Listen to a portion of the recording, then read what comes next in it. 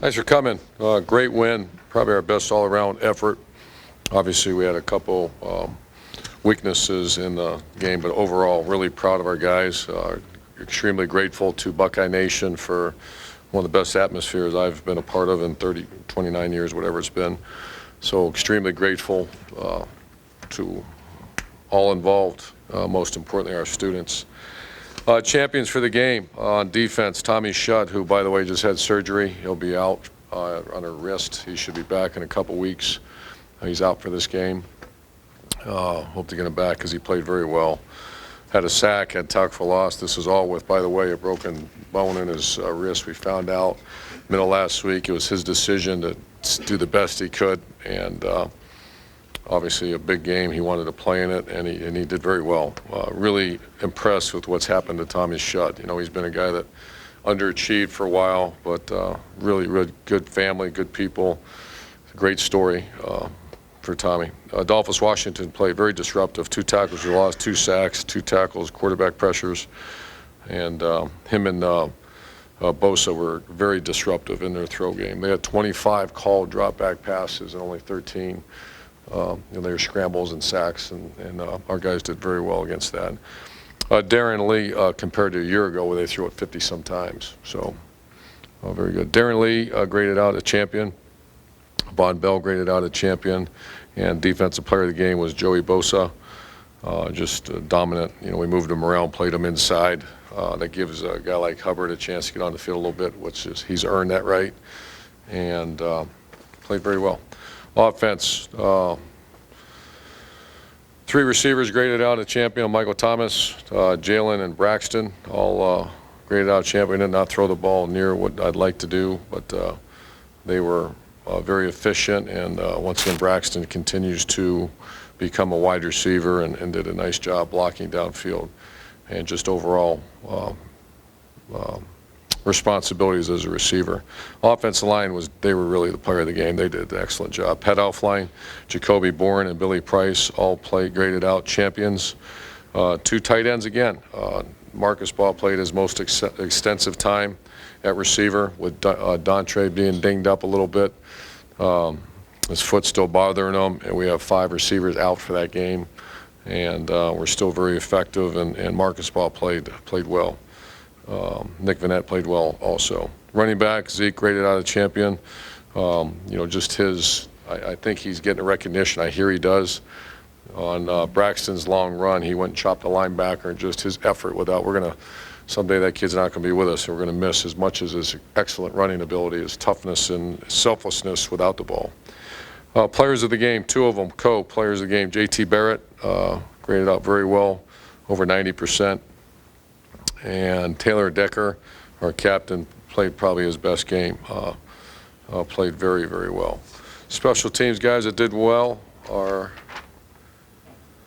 special efforts with Terry McLaurin, which was great to see. Malik Hooker, he's a guy that's really embracing the whole opportunity that he's been given. He had 3 tackles on kickoff. Bryce Haynes did an excellent job down in the punt. Jeff Green, we had a couple injuries when Josh Perry had a sprained ankle. Book had some cramping issues and tightness, and Cam Williams got thrown out of the game. That put us in a little bit of a dilemma on the sideline with some special teams, and he goes and downs a punt on the 4-yard line. So Jeff Green, really appreciative for him. And then the special teams player of the week is the Australian. He's really, really good at his job. His job is to drop the ball on the 8-yard line, and I think they had 2 catches on the 8, and 2 other ones we downed inside the 8. Yeah, down a punt on the 2 and the 4, and 2 fair catches on the 8. Very, very. And then I want to say a 56-yard punt against a very, very good returner. 56-yard punt that we forced a fair catch. So that said, about the quarterback issue, nothing's going to be announced right now. We had a night game, obviously. I've met with the recruits all day yesterday. I have not had a chance to sit down with the quarterbacks formally and review everything. That'll happen today. So I imagine I do media stuff every day, I think. So tomorrow, it's not keeping anything from anybody. I just, to all involved, that and to the staff, it's been when you meet with 6, 7 recruits during the day yesterday, and then we have practice and all that, I just didn't have time. So I'll address that at a later date. I'll answer any questions for you. Front row, Dave. Coach, Torrance Gibson, I don't think was at the game. I don't think he was dressed. What is his status? He's on the team. He's just, you have to earn the right to dress, and he didn't do it last week. I'm anticipating he'll be back shortly. Just academics and that kind of stuff. Nothing serious. It's just to go out there, you have to do a series of things. I know he switched positions from quarterback to wide receiver. From a football perspective, how's he doing as He's a wide doing receiver? great. He's doing his production and grasp has been better. I'm not, we haven't made that decision when I say we, because he's going to be involved in that. What will he be as his future? Don't know. The injury set him back during training camp, and then obviously you dive right into the season. A little bit like Mikey Weber. Mike Weber is playing was playing so good, got dinged, and then all of a sudden you're right in the season. Do you burn his red shirt? So those are all things we're going through right now. We made a decision with Jerome Baker. KJ Hill did not go in, but he's the next one. It's so close just because of this time of year. But Jerome did pretty good when he was in there. Second row left, Ari. Coach, you guys are always trying to map out some national recruiting target areas, and New Jersey seems to be one of those places that you guys. I love New Jersey. I've recruited there for many, many years. Why do you love New Jersey? How do you feel you guys are doing in creating your little niche out there, and then competitiveness between some of the other? There's a lot of programs in that area.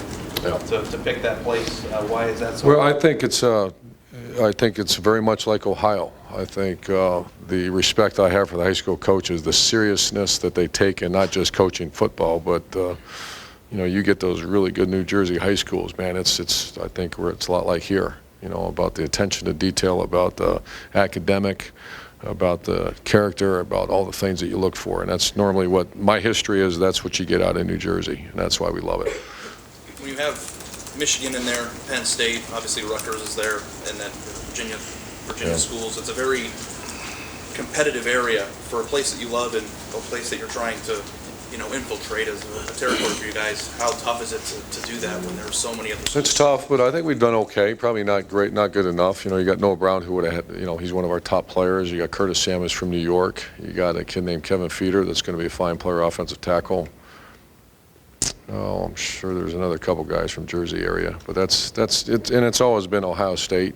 You know, that Ohio State should be in the middle of that, and we're doing the best we can. You know, I shouldn't say doing the best we can. It sounds silly, but we can always do better.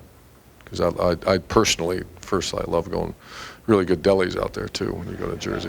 So, for those of you who haven't been there, really, really good high school coaches though. Some of my favorite guys are out there. Front row, Bill. Do you know in your mind who the quarterback will be next week? I think so. Yeah, and I have not had once again, we're just behind because of the night game and all that, and you might not believe this, but my whole day doesn't center on this press conference, so there's a lot of things going on. And I have an idea, but I want to make sure I visit with everybody and make sure we're doing the right thing. Last year in training camp when JT went ahead of Cardale, it was simply because the offense ran better with him. Do you think the offense is running better with JT right now? I think it ran better yesterday in the football game against Penn State. Front row right, Austin. When you look back to 2012 and what you inherited at linebacker, do you evaluate what the talent you had at that position compared to now? 2012. You in the middle of the year, you 10 years ago, right? In there. Yeah, but that was injuries, and you know, and I'm so cautious to start. I'm not one of those blame guys that, well, they didn't leave us anything, and that's not. They left us fine. We had some injuries, and at one point at that Tuesday practice, I do remember that we had 3 linebackers out, and I went over and tapped Zach Bourne on, what do you think? And so you know, we were a little bit in ground zero Saturday too, when all those kids got hurt. And we're making that decision, trying to get Jerome Baker ready to go. So it's a very strong unit room right now. Kids all care about each other. They're performing pretty well. But I don't really like to go back to 12. And It just looks like there's maybe a different level of confidence with the depth you have there. You've had, at certain points, Raekwon left with a concussion in one game. Darren's been out with not a concussion, migraine. Big difference. But you know, you've had to replace all 3 of them at some point. And That's a good point. They got pretty good production, and I think Luke has done a very good job recruiting and developing that group. I would agree with that. Far left, Matt. Delicate is that decision when you have to make it during the season. I know you're going to be announcing it, but Quarterback? Yeah, with the quarterback, with the players involved, and If there's a change, it's always delicate. And that one's probably more because of the obvious. And, someone made a comment, do you really care who plays quarterback the other day? And absolutely we care. Care who plays guard. It's not number, 16 and number 12. Those are peoples. And those are peoples that we care about deeply. And we're not ashamed to say that. We might operate a little, this is not a business here. This is not, just we're going to do what's right for the team first, but does the take and all that take a matter within the confines of this building more than anybody will ever know. And we're extremely proud of that. Is that always the right thing to do? In my opinion, it is. So that's really the only opinion that counts. And I know our coaches all agree with that. And more importantly, our players agree with that. I know you strive for balance, and going into last week you had the exact same. Yeah, we weren't very balanced during the game. But how does that work as the game develops? You see, hey, the passing game's not going, but look what we're doing. I mean, are you just doing what it takes to win? Are you consciously saying we're not throwing enough, or what? No, I said that to myself and said that to because I thought Ed did a really good job preparing our offense for that game. I can't remember where they were ranked, but that was a legitimate run defense. I mean, that was ones that all week last week you had that knot in your stomach, like, can we block these guys? And they had a certain scheme that we really prepared for, and it worked very well. And it was going and going well. That's why we kept going at it. And I just, I can see now, Hackenberg, I just have a lot of respect for him as a quarterback, too. He brought him back a year ago. My intent was to eat the clock, give it to Zeke, and let JT and just manage the offense line, and it worked pretty good. Is that what we want to be? No, we want to be balanced. But to answer your question, that was a game management. It was going well, and we're taking care of the football. And you win that game if you take care of the football and keep moving the line of scrimmage. Front row right. Tim? Yeah, Urban, and following up on that, though, there just from the press box, there seemed to be a zing to the offense with JT in there. I mean, did you sense that, too, from the sideline and stuff? Sure. And how much is that playing into, like, as you look forward? Obviously, he threw the ball well last year, statistically anyway and stuff. So how is all that playing into as you look forward? It all does, Tim. Everything plays into it. I don't know what else to say. It certainly plays into it. Yeah. And the other thing, just JT in particular,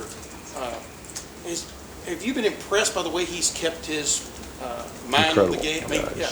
He's a very, very unique guy. And I always go 10-80-10 is a principle that we use around here, and 10 are the elite. And elite doesn't mean great player. It means incredible work ethic and self-discipline and leadership skills, and he's an elite guy. And then there's the 80%, that's most of us, and that's just people that have to get up and swing as hard as you can every day. And he is certainly one of the upper 10. Front row left. Doug? You mentioned how well the offensive line played on Saturday. We know you had all those guys coming back. What have you seen sort of building up to that game? What was it that came together that allowed them to play their best game Saturday? Well, the defense played kind of what we thought they would, was number one. Usually it's part of offensive and defensive football is if they're not tin soldiers. So you go out there and practice against something and get something, then all of a sudden you get in the game and they're doing a lot of different things. That's one thing that slows down an offense line. And they played pretty much what we thought they would play, and we prepared very well for it. And then with the experience you have playing two quarterbacks and with what you've seen the last 2 weeks with that, is there a part of you, is it possible that playing two is better than playing one? Do you keep the opposition on edge? Do you exploit the strengths of both guys? Could two be better than just one guy, the way it's going? I don't know. Those are all discussions we're going to have soon. I kind of felt that way after Maryland game, that we had a 300-yard passer and a very productive. That was similar to what I've done before, and it didn't go quite that way. And I knew, it's not always going to go by script. So I don't know. Last two questions. Far left, Lori. Coach, you talked about how you like to put these soft goals with number of touches that a guy gets in a game, correct? What's the upside of that? I mean, I'm assuming you're not doing it for fun, so I'm assuming you get something out of it. We have a big belief that scheme isn't what wins games. That's very important. That's not what wins. What wins are the dynamic players that touch the ball. Because it doesn't go. There was a play when JT scored to our right going in about the 14. I think it was a 15-yard run, and it was probably the perfect play. And it's he read the defensive end. The end grabbed the tailback. The tight end came around, fit up on the corner, who squeezed. The wide receiver blocked the X. The tackle grabbed the Mike linebacker, and JT went in for a touchdown. That is so rare when it's perfect because they're on scholarship too. Someone loses a block, someone does this, so they line up not exactly right. And so you can spend all your time on scheme and they don't come out and play. So to us, more important than scheme is who is physically touching that ball. And does that guy have the ability to, like Braxton Miller, had 2 plays yesterday that weren't exactly script, but he's a monster. And so we have to make sure monsters or freaks touch the ball. Trying to be respectful here, monster, freak. I guess great athlete touches the ball. And so that's, to answer your question, that's why we do that. Because I've always believed that. You know, the good guys got to, it goes back to that Notre Dame story. The good guys got to touch the ball. They've earned that right. Then, to those who wonder if those soft targets might lead you to force the ball where the game doesn't dictate, you're... Who wonders? I'm sorry? Those who wonder. Yeah. I mean... You like you?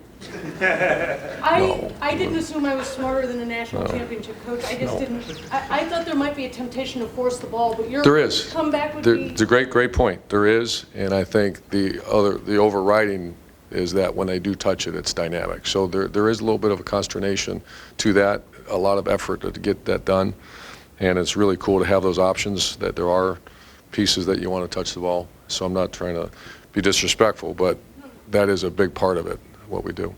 And last question, back to Steve. Yeah, Coach. JT had those 2 nice plays against Virginia Tech, and I think a lot of people assumed at that moment he was all the way back. And then Northern Illinois, you put him out there for 3 quarters, and he did not win the job away from Cardell. That's right. With his play. A month later now, is he in a groove? Is he getting back to close to what he was a year ago? That's very observant. I kind of feel the same thing. He certainly had his opportunity earlier in the year and did not do it. Same thing with training camp. But I feel a little bit like you do, and anybody who watched the game the last 2 weeks, he gets in his, and I think we're doing a good job calling things that he's good at. So I see the same thing that you see. Can I, one second. Teaching point was Auburn, when Auburn ran back that missed field goal by Alabama a couple of years ago. Right. Like you said, you use that to make a point. Do you take what happened to Michigan Saturday also? Is that a teaching point? I mean, with 10 seconds left, I guess what's the lesson learned from that? Well, and I'm not going to go there. I'm just going to say that every coach in the country, we have something on the 6-yard line now as the clock runs down, because a team I was watching, sitting on a Saturday night watching, going, oh my gosh, the clock ran out and they lost the game. So we practice it every Friday. So there's a series of things through the last 13, 14 years of being a head coach that we'll practice those situations, because you can't practice everything. And then I'd never seen something like that. And how do you practice that? When it shows up? You know, when you see the Hail Mary, you know, when BYU twice this year. You know, I got clips of that. We studied that as a staff, and we cover that with our players, actually show it to our players. So we're not just that opportunity. Every Saturday when you see one, you use that. Thanks.